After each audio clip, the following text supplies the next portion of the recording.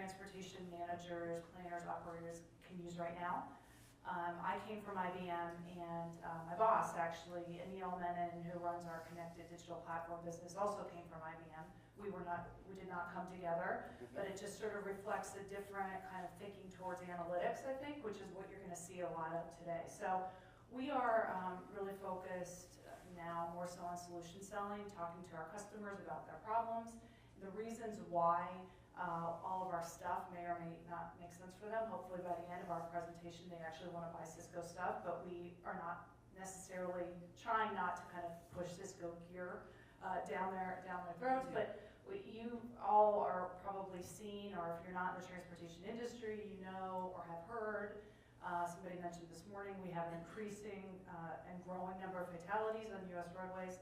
That had not been the case for years until about the past 2 years, so folks are arguing it's distracted driving. We've got less purchasing power for transportation infrastructure investments, so our gas tax can't buy as much.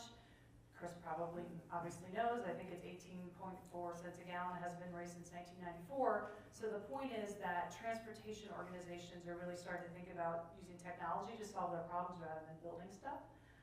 And so we are at Cisco are thinking a lot more about how they can use our technology rather than building more stuff.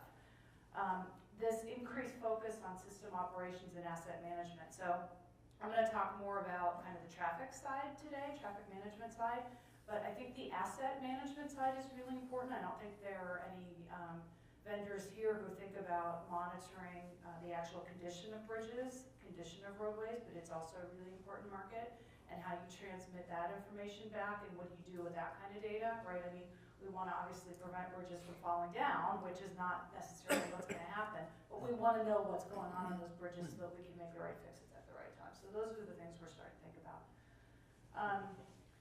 We know that IoT will produce a tremendous amount of data, and we also know that there are a tremendous amount of apps being developed every week, and that our customers expect data and information in apps.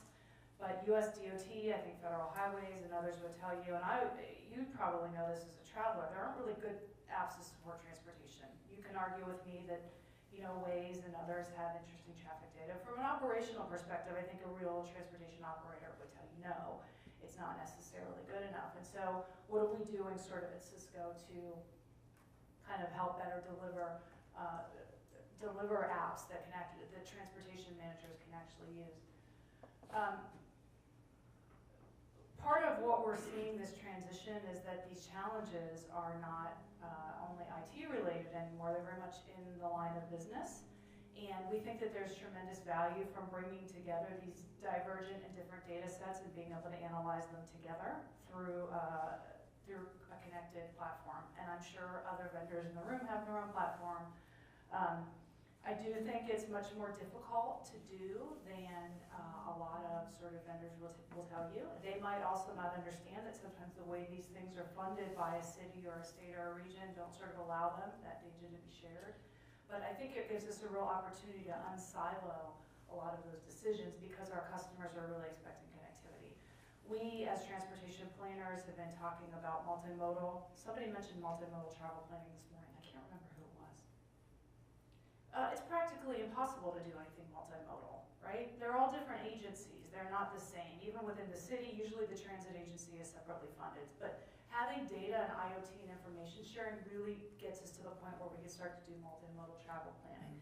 And so this is kind of the culmination of where we're at Cisco and why we are implementing new solutions and technologies, because we see sort of the market shifting in this direction. This is just some examples of where we're doing this work now. I primarily focus on our roadways and US infrastructure on Cisco connected roadways. But you can see we've got a lot of European examples.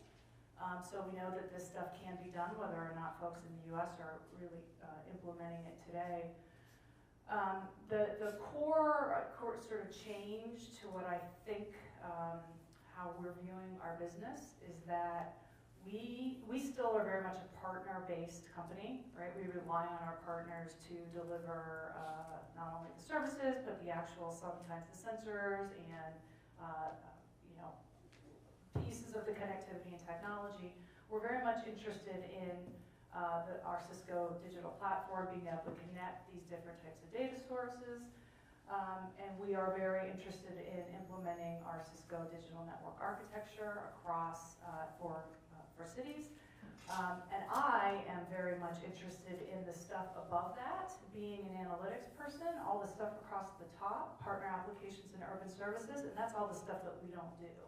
So part of my job is to know you all from sort of an analytics perspective, and I think the guys from VHB left, but what we want to be able to do is work better with that sort of analytics ecosystem so that they're using our data to be able to develop and deliver the stuff that transportation operators actually care about.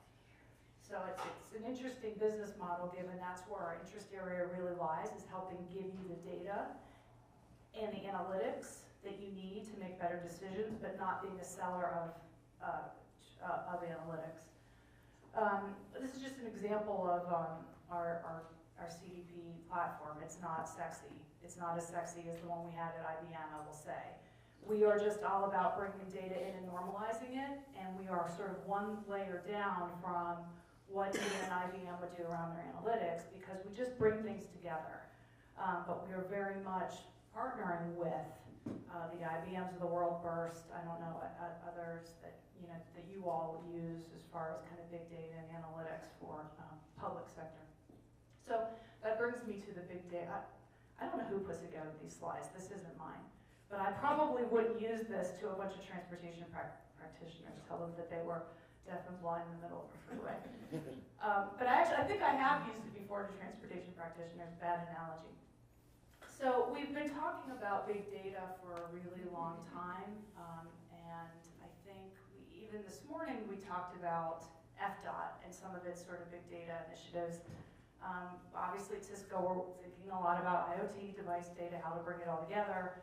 We're almost giving a counter argument to that around some of our edge computing and the things that we do, because we're saying for traffic management, you need to make quicker decisions than things that you can send up to the cloud, churn around, react to, and send back down. And so we're focused, a lot of our transportation work in the US is focused on actually delivering analytics at the device, which is probably more sophisticated than drinking water out of a water fountain, but again, not my graphic. So I will show you, this is an example of our Edge Analytics fabric. Okay, so this is just to sort of get to the meat of it. I think this is a really cool example, and it's why we think that kind of digging into the business operations at a transportation organization is so important. This is an example of some of the work that Cisco's currently doing for the Tennessee Department of Transportation. They have, they've got some really bad fog issues in Tennessee. They have fog sensors, and I'm not talking about fog and edge computing, I'm talking about actual fog, the stuff in the sky. And they have a sensor company who can detect this fog, and they can send it probably through one of y'all's networks back to a traffic management center, and then somebody can make a decision to close gates on a highway so that people don't die getting onto an interstate. Take a guess how long that process would take. 2 hours. You're right. Do I say the slide? No, I'm the guy who closes the gate. 2 hours. It's true. What do you think happens by 2 hours? I mean, the fog is lifted, or else 20 people have died. I'm serious. So the interesting point here is that just by doing some simple analytics at the edge of the device, we can do real machine stuff around, okay, the sensor detects that there's fog, we can do some programming, we can tell the gate to close, and that can all happen in like seconds rather than taking hours. And so you can see the applications for that when you think about IoT and device data, and the importance of really making those decisions at the edge. And I think we all, in this room, we get why this is so unique. When I'm talking to our sales reps or to public sector providers, they're very much thinking about cloud. And we're all thinking about cloud too, right? But we're saying you need to make some decisions before you send all your data to the cloud. We have an architecture for this when it comes to connected roadways. It's very much based on what the US DOT is doing with DSRC deployments and their recommendations to the OEMs.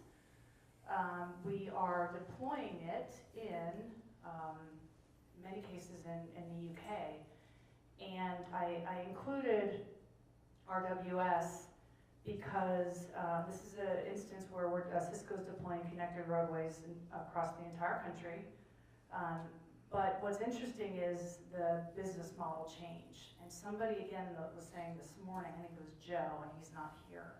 He said that he doesn't see sort of broad deployment of DSRC until we figure out what the use for it is, I think he said, for vehicle-to-vehicle communications. Interestingly enough, RWS in the Netherlands, through a different technology but similar, is able to collect better traffic information now than Waze or Google Maps have. They own it, and guess what they're doing with it? They're going to sell it back to Waze.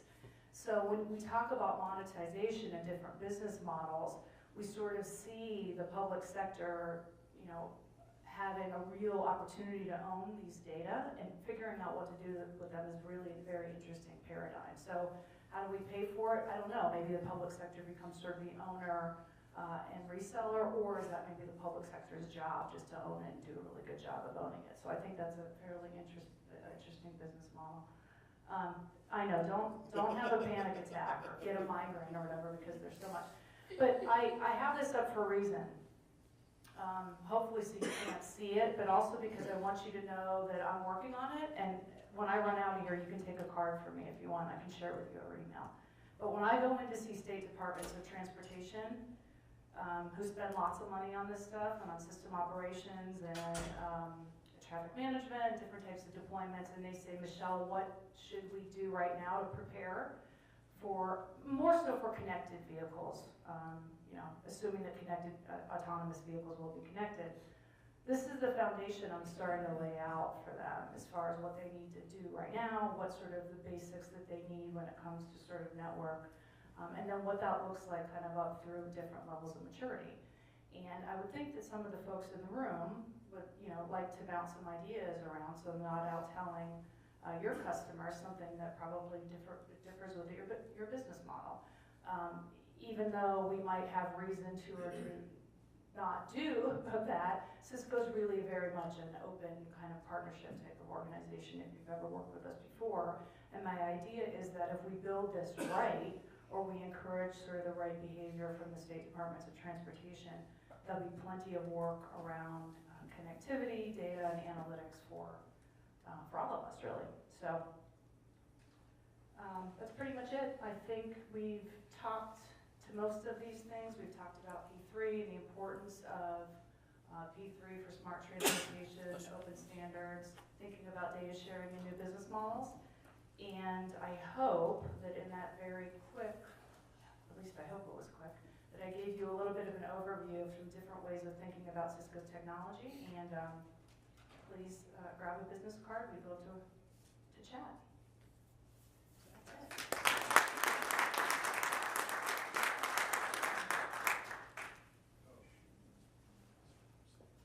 This is Ryan's old presentation. Download the new one. Oh, that means no one has any questions for me. I'm glad. Yeah, Michelle. Oh. I guess there is one. Should we ask? Oh yeah, so I was really interested when you mentioned the open standards component, and I was just wondering, because I've noticed particularly with public transportation, there definitely is an app explosion, but often the apps are defined by proprietary data, which Right. creates all these roadblocks so that, for instance, Right. in Orlando, you don't have different services talking to each other, so you can't do Right. cross-regional trip planning. Right. People visiting the region don't know about services that exist. So I was just curious, have you seen other examples of that happening with the app explosion? Because we could argue there may already be an app for that. Sure. Well, So I'm sure there's an app don't for it, but the design data might not exist or be shared. I mean, we can develop apps all day long. They're only as good as the data and how good the data are, right? I think a